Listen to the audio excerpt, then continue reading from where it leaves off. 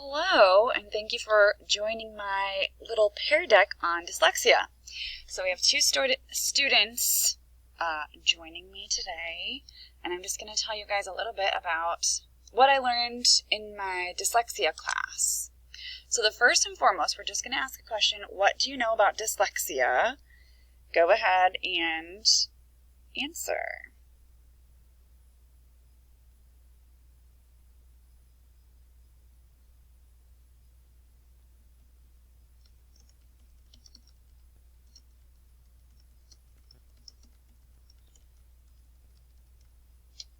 Okay, so let's see what our quote-unquote students said.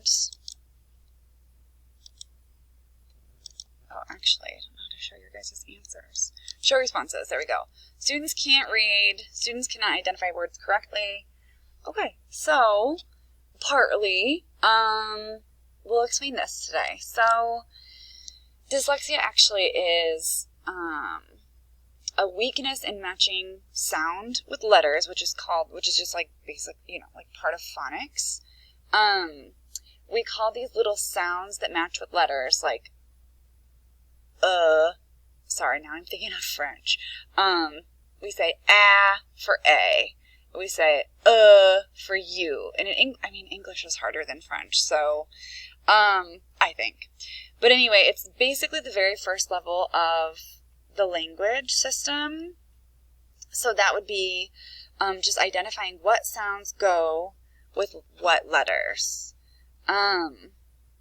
So if I can get you guys to drag on your screen, there should be an opportunity to drag that little purple icon to where you think the problem is, or where dyslexic learners struggle. Okay?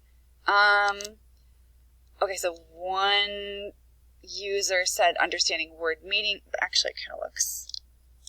So what we would actually do is a very, very bottom step. The first and foremost step of language learning is where dyslexic learners have their struggle.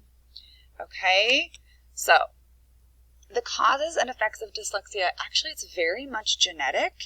It doesn't have to be genetic. It can be congenital as well, like developed in utero, I guess we would say. But the physical cause is what I was the most interested in. And it seems that cells that are organized in the brain in something called mini columns. So dyslexic people have mini columns that are spread apart. And that actually kind of ties in well with some of their abilities. So basically, these mini columns in dyslexic learners are stacked further apart than in a quote-unquote normal or non-dyslexic learner. Further spaced mini columns, like I said, is related to their ability to do many different things. One of those is relating items that seem like they shouldn't be related, or that like other people wouldn't necessarily relate. If you contrast this, autistic people have really, really tightly spaced mini columns. And so that's where we have our autistic students who are like extremely interested in insects or extremely interested in robots, and they know all sorts of things about one very much connected subject. I'm not trying to say that all autistic learners are the same or that all dyslexic learners are the same, but in terms of brain structure, we see that in our dyslexic students as well as our autistic students, it's quite a different structure. Let's see if I can, continue. Okay, so I would like you to please place a dot next to any warning signs of dyslexia, and I'll give you guys just a couple of minutes to read through these. There should be some little dots, if you can see them on your screen. Just try to add some of those. There are 5 dots. Adding those where you think the warning signs are.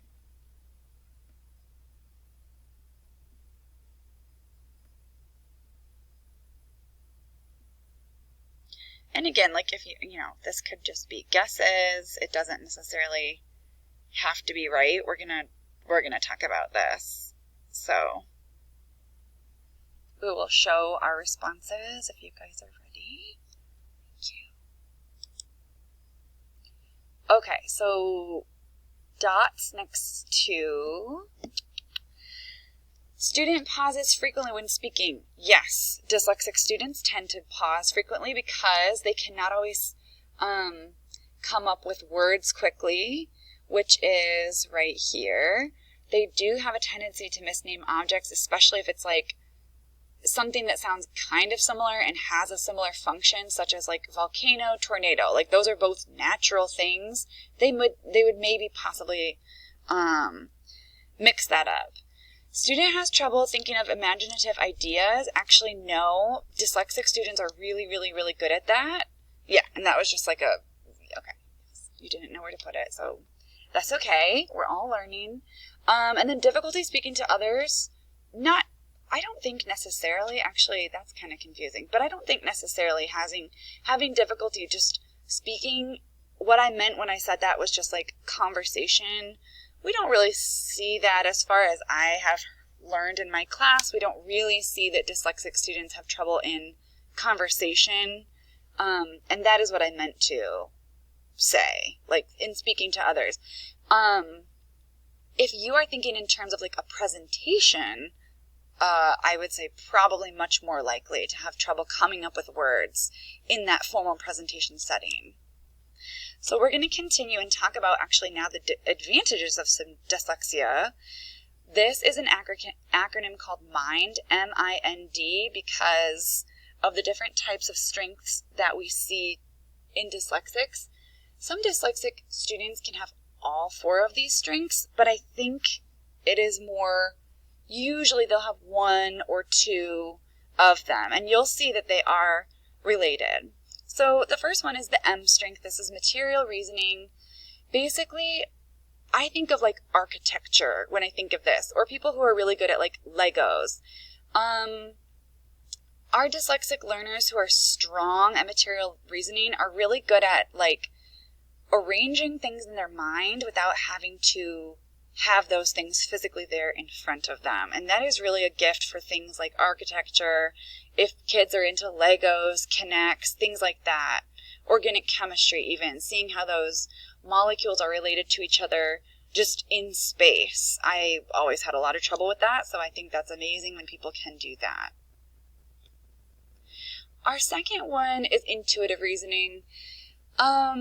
Intuitive reasoning is the ability to find answers or make conclusions by connecting things that non-dyslexic people would be like, what? Like, how is that related? Like, so things that we don't always think could be related, a dyslexic learner might be like, oh yeah, this is how that's connected.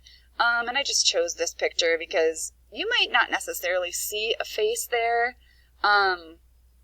When we think of dyslexic learners making connections, it's probably in something that a non-dyslexic person might have trouble seeing. I just honestly wanted to include a picture, so this was something that I kind of came up with, which is just an example. So after the M and the I comes N for narrative reasoning. So as we said in the previous one, dyslexics are able to come up with connections. They're also able to, if they have narrative reasoning strengths, explain those connections and explain them in such a way that they're really good at describing. This is based on their strengths with episodic memory. Rote memorization is not a strength of dyslexic people usually, but describing things, being able to come up with a setting and knowing exactly where they were at exactly a certain time and then describing that to somebody who also could feel like they were there, that is what we're talking about with narrative reasoning. I chose this picture because I feel like it's very detailed. Think of a dyslexic learner describing to you this picture like with their words. That's what they're able to do. And then you could see this picture in your mind because of their extremely accurate descriptions. The last strength that we talk about in our book is dynamic reasoning. This is the ability to make accurate predictions based on past experiences and events. They kind of have like people with D strengths, which we call dynamic reasoning, kind of have this uncanny ability to maybe like almost predict the future. But it's always based on evidence and based on, that episodic memory like we talked about in the previous slide.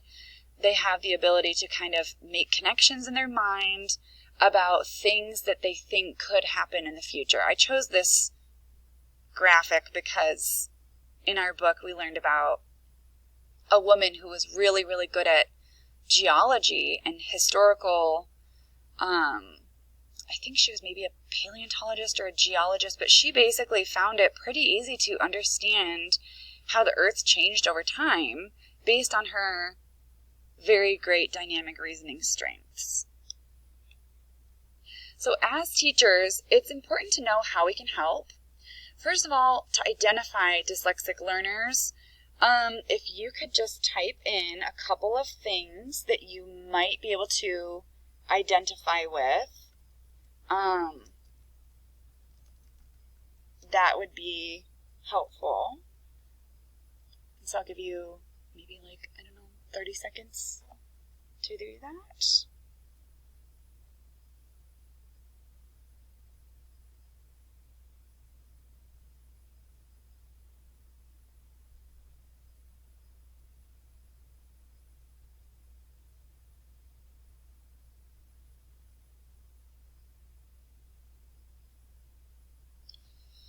Okay, so let's show,